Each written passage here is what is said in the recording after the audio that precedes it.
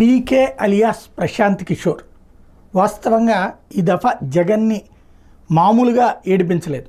క్రిందటిసారి జగన్ ప్రత్యర్థులను ఏడిపిస్తే ఇప్పుడు జగన్ ప్రత్యర్థుల తరపున జగన్ని ఏడిపించాడు, లేదా జగన్ సింపథైజర్స్ని ఏడిపించాడు.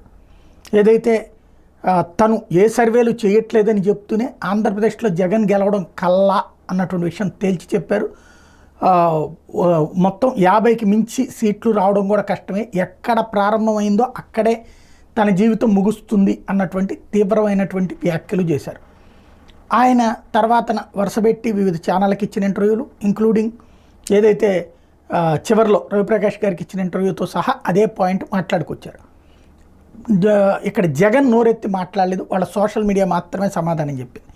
ఇవాళ ఆ ప్రశాంత్ కిషోర్ తయారు చేసిన ఐప్యాక్కి వెళ్ళి అక్కడి నుంచినే జగన్ ప్రశాంత్ కిషోర్కి సవాల్ విసిరారు.